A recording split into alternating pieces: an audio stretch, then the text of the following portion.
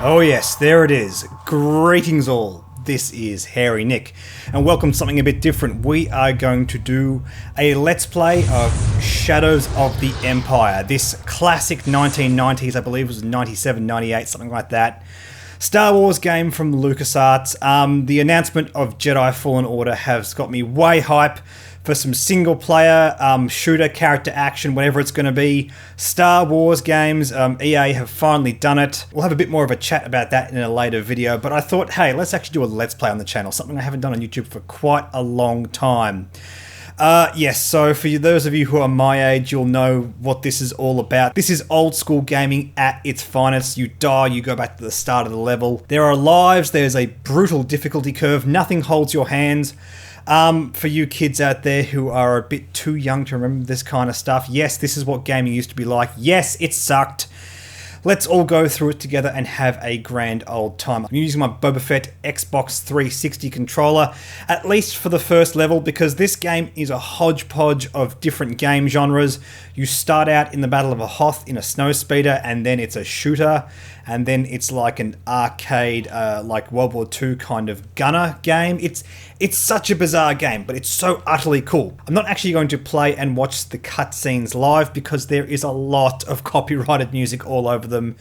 Suffice to say, you play as the character Dash Rendar alongside his droid Leebo, and he is a smuggler that provides the rebellion with a buttload of blasters. He arrives on Hoth at the start of the game during the rebellion occupation, just before the Battle of Hoth, and ends up joining in. A really cool sort of side story that runs parallel to The Empire Strikes Back, hence the name Shadows of the Empire.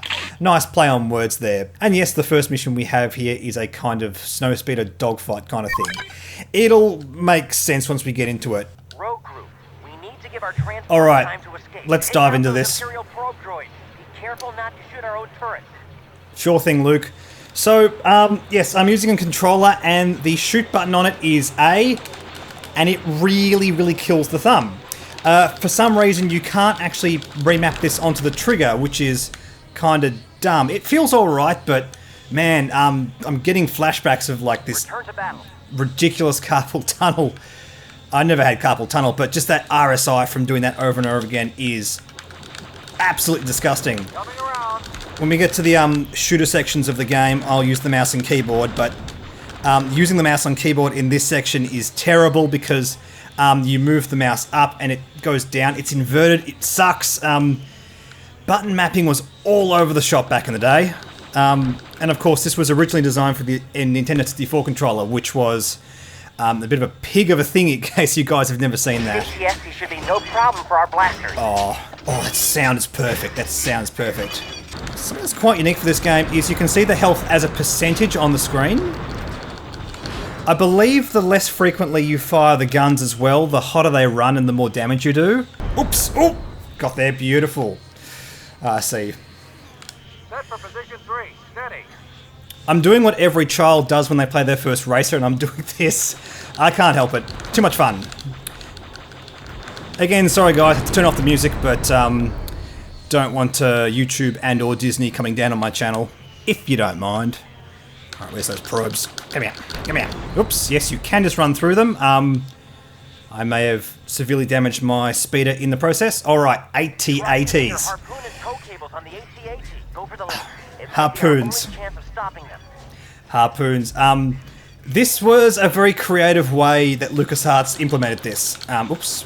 I have to shoot my buddy. I don't think you can blow up your buddies, but you can hit them, and they do yell at you. They don't appreciate being shot, which I think is probably fair enough. Get rid of you. So this is what it looks like. You have to manually move the snowspeeder when your camera is doing this.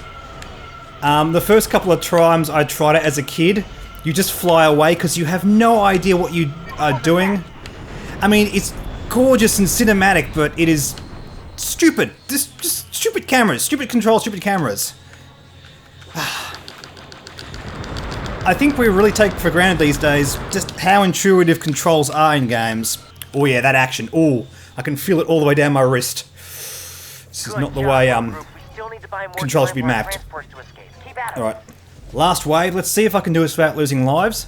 It's everything I just killed times 2. Alright. Probably don't want to be going into that laser. Oh, nope, don't want to deal with that. Don't want to deal with that. Let's go over here. Oh yeah, if you try and fly off the map, it just pings you back in. Which is quite handy. Oh, can I do it from here? You can actually fire the laser while you're doing this too, so you can hit that ATSD. Oh yep, just clipped it. Oh no, I'm dead. But don't worry you guys, don't worry you guys. Back in the 90s we had these things called lives. And also really badly rendered explosions. Okay, here we go. Yeah, come here. Oh, I can do it really fast! Gotcha! Whoop! Yeah, gotcha. You're going down, son. All the firepower in the galaxy and you can't deal with one string. Can you not go right next to the edge of the battlefield? That'd be fantastic, mate. Come here. Yeah, got him. Got him. Oh, nope, not dealing with that. Yeah, I apologise to anyone that gets seasick. Yeah, this camera is insane. And this was the first level of the game too. Which is crazy to think about. I mean, it's great that a game just throws you into the middle of things, but it's not even representative of most of the game itself. This game is predominantly a third-person shooter. And I remember picking this up as a kid and having just the worst time trying to get these controls to work. I've played through the game a couple times now, so it's easy for me at this stage, but it's just bizarre. Just these crazy learning difficulties. Crazy learning curve, I guess I should say. In the back of the head. Alright, can I just hold Y? Oh, that's crap. That should not... Oh, that's not how you should control a game. Did you see that, guys? Did you see that mad skill? Let me show you that again. So what I do is, with one finger, I hold the Y button. With the other button, I shoot. I mean, clearly, this is what George Lucas intended. Right here. Oh, get some. Get some. You can actually destroy the AT-AT by shooting it, but it's just really, really boring. I don't know if there's any reason to, like there's no bonus you get from doing that. No achievements or anything back here, guys. Oh no, none of that. None of that blip bloop. Little thing comes up on the bottom of the screen, makes you feel good. Nope. The achievements were in here back in the day.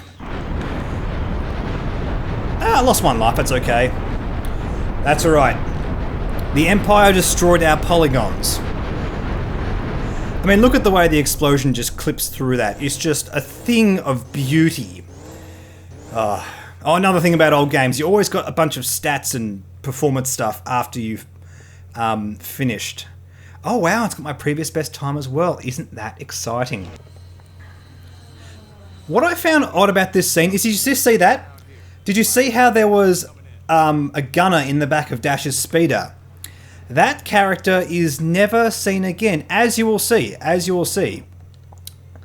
we're going to zoom back. Here is Dash. The Empire has destroyed the main generator. The shield door to Bay 3 is sealed, and we can't take off. Look at this Duke Nukem looking dude with the ammo belts and everything. This is what Star Wars was meant to be. JJ, take note. Yep, find the blue key, the red key, and do all the things. Okay, tank controls. Tank controls in a third-person shooter. In case you're wondering what that is, you go left and right. It goes up and down to move. This is awful. Can I Wasad? That's really bad. Oh no. What? I move with the mouse? Like that? Oh, that's bad. Oh, that's better. Okay, cool. I still, for some reason, am moving with the mouse. That's bizarre. I'm moving with W and F. Whatever, it works. Jump is right click. Okay, I think I can deal with this. Oh yeah, beautiful. Yep, there goes the Falcon. And for some reason Darth Vader's not here, but that's okay. It's probably a good thing. Actually, quite a refreshing thing for this game. There is no Jedi or Dark Jedi or Sith or anything. It is a game purely about a smuggler dude. It doesn't have a long story arc where he becomes a Jedi like Kyle Katarn. Literally just a smuggler that does smuggler things, and that's quite refreshing for these Star Wars games. You can blow up these boxes. Oh, look at those spinning items. Oh, it's just dripping with 90s nostalgia. E? Spacebar. It's not crazy, I suppose. very weird game. It doesn't feel as well defined as things like, come here, Jedi. By the way, I apologize for this camera if it's making anyone sick. I don't have a lot of agency to make it any more bearable. I do apologize for that, guys. It's just how it's got to be. Okay, I can just... There's a button on that door for no reason. Okay, great. Every door's got a button. Okay, very good. Oh, this gun. Okay, this gun's cool. So if you have a look in the bottom right-hand corner of the screen, you can see the number 100. If I click, you see how it goes down and then ticks back up again. The more I shoot it, the further down that number goes. That is the amount of damage I'm putting out. Basically, the gun puts out less damage the hotter it is. It has unlimited ammo, but that's bizarre. I remember that being just so confusing when I first played it as well. Again, this was... We had things like Jedi Knight. We had proper first-person shooters with things that made sense. Oh, by the way, guys, in case you haven't seen the deleted scene from The Empire Strikes Back, this is the door that C-3PO takes this very sign off here off, and a bunch of snowtroopers run in there and get killed by a Wampa. Hence, what we have here. That was cut from the movie in the end. The Wampas. Yeah, these guys are real hard to kill. We can let them out. And what you do is, you just run away. Oh no! They've learned to open the door! Run away! Nope, they have... Okay. Come on, get them caught in the geometry. That's the way. Lame it out. Shoot less because my gun runs hot. That's such a weird mechanic. Alright. They're rather slow, which is helpful. See, and if Luke just had a gun at the start of Empire Strikes Back, there would never have been a problem. Really makes you wonder, at the start of The Empire Strikes Back, why Han, Leia, Chewie, and 3PO had any issues getting out of Echo Base. I mean, look, you just pick up one gun and you can take on the entire Empire. No problem. Have I done a full circle? So, in case you guys were wondering, in Echo Base, we also had a very, very large chasm. Wasn't shown in the movies. Let me just show you that in a second. Oh, and probe droids can get in here now. Ever noticed in Star Wars games how the developers love to put probe droids in as some kind of some militarized weapon? They're meant to be just things that scan out planets, not actually fight in war zones. Look at this! I don't remember this from The Empire Strikes Back. Okay, now this is clutchy. I've got to be careful here. Platforming in this game is a pig of a thing. Oh, got there. Whew. Whew. Man, that used to cause me so much anxiety back in the 90s. Oh! Never mind. Oh, look, there's a model of somebody I killed. Beautiful. Okay. Another issue with this game is you shoot, and you basically have to let the game aim up and down for you. It has the same kind of issue as Doom. If you see my gun slowly starts to kind of track up as I shoot. Watch this with the snowtrooper. Yeah, see how it slowly finds the target? Which sucks when you're in a bit of a rush. Oh! Can I get him? Yep, there we go. Endless cliffs. In hindsight, seems like a very lazy thing in game design. Very easy way to limit the way the player can move around. Endless cliffs and very, very claustrophobic corridors. So like the previous level, we have a few stages to get through. So that was not the only part of Echo Base. I still have to find the 5 golden keys and find the wizard's spell to unlock the ogre door. Again, look at this nonsense. How was this in the background of The Empire Strikes Back? Oh, can you just aim at him? I'm at the whims of this game. It shoots where it wants to. I believe there's actually thingamajigs around here too. So, well, I fell. I fell real good, you guys. Are these the buttons that Lebo were telling me about? Ooh, health. Health. Remember health? Ah, so much nostalgia. I love it. Okay, you just press the button. The power has been restored. Find your way to the ship. The power has been restored. Beautiful. I think that's what we'll have to do in this stage too. I know there's a challenge point across here if you jump and platform all the way around there. I'm not doing that. That still to this day causes me great anxiety. Oh, I remember this. Oh no. It's like a friggin' rave. Why was there... Oh, perfect. That's exactly what I wanted to do.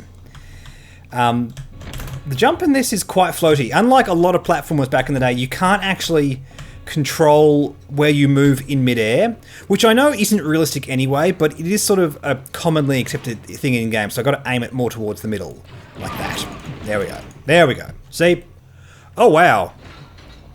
That is quite a concern for a man with a pistol. But as you're about to see, not really much of a challenge. From memory, it goes down harder if you just hit it in the head. Oh, and it also blows up the crate, so it makes it hard to get upstairs. You can literally just do this, but it'll take forever. 99%. Does it ever go down? Oh, because the gun heats up. Okay, fair enough, fair enough. Let's go up these crates. Whoop, I can make it! I can make it! There we go. That is the universal sound of I just got out my real big gun. Let's get up here. Oh, no, let's not go up there. Nah, just Dash didn't want to do it. He didn't want to do it. He wanted to go over there. That took out almost all of the ATST's health. Well, that's very good. It also took out most of my health. So I've got to get up here, strafe, and immediately just shoot. Okay, here we go. Ah! Ah! Arnie sounds will empower me. I believe if you hit it in the head even with the blaster, it does eventually go down, so let's just try that theory. Ah, well, you know, or I could die. That's also a thing that can happen. By the way, if I act really sarcastic whenever I die, it's something to do with about learning to game from the 90s. There we go. We just got used to feeling like things were really, really unfair in gaming. It's just a part of how things are.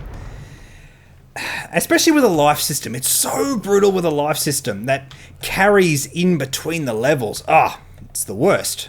Okay, here we go. The YT-2400, the Outrider. Totally not the Millennium Falcon with a really big gun. I do not remember that. Look at that. Look at that.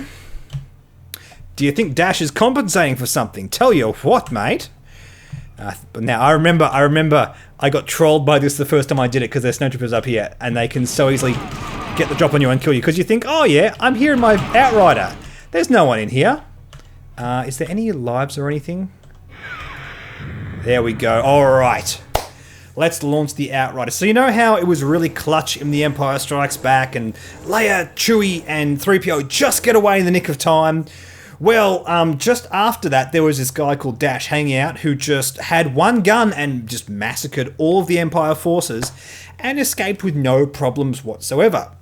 Kind of puts a dampener on the events of The Empire Strikes Back if you think about it. Let's go flying into some rocks. Dash didn't even ask the question. Oh, the Star Destroyer and everything. Oh, I remember that. Oh no, this is awful. Okay, I gotta use the controller for this. So in case you're wondering, for you X-Wing players out there, why the YT-2400 has a 4-dice primary, this is the answer. There we go, beautiful. There's no cooldown on this gun, by the way. Those red asteroids, I think, are challenge points. Oh dear, oh dear. And those green things are bombs that slowly fly towards you. And the asteroids, I think, can crash into your ship as well. I'm just going to check how to change that view, because that is awful. Tab. It's always tab. There we go. Oh, there we go. Much better. I think I've got to use this controller for this bit. Gotta say, mad props to Good Old Games for porting this and making the keyboard and controller work seamlessly, even if you just switch between them on the fly. Really dig that. Whoa, where's the big red rock? There we go. Oh, this is so twitchy. I want you to think back to the events, again, to The Empire Strikes Back. And I know I'm a broken record and I keep talking about it. But think about how many TIE fighters were chasing the Millennium Falcon. And how I am just massacring waves of them right now. I mean, I know, yes, because video game. But at the same time, I don't know. I mean, it feels really good. It feels really good to just end these TIE bombers. And I love how they're so polite. They just sidle up to you nice and slowly. Just slowly fire that missile into your guns. It's alright, it's alright. They give you about, I want to say 30 seconds before they hit you. Yeah, I can get him, I can get him, I can get him. Oh no, this way, that way. This is too stressful. This is way too stressful. I can't deal with this. I wouldn't be good in a Star War. I would be awful in a Star War. I'd be awful in any war. Outrider's taking some pretty bad damage. By the way, we don't have a health bar or anything. We're just the colour of that bottom left-hand symbol is our health. So orange is not great. I think it goes red before you blow up, which is the universal sign for you gonna die. I mean, if only they had the Outrider in the Battle of the Second Death Star. Would have been over in 5 minutes. Wouldn't even need to take that shield down. I would just shoot it real hard. And it would just blow up. It would just blow up in the face of my 4 red dice. And the mission ends. It ends. And, yeah, that's the third stage. That is the third stage of the Shadows of the Empire. Which is good. In the first few missions, you get a bit of a feel. There's like a ground speeder battle. There's a third-person shooter sequence. And one of the missions where you're inside the gun turret, which is kind of the 3 main things you can do in this game. And pretty much rinse and repeat. Okay, I'm going to end this one here, you guys. Thank you so much for joining me. Stay tuned. We'll get back onto this in due course. In the meantime, don't forget to like and subscribe. Like me on Facebook. Follow me on Twitter and Reddit. Please consider supporting my Patreon. Thank you so much to all of my existing patrons. You guys absolutely rock. I will catch you guys in the next video.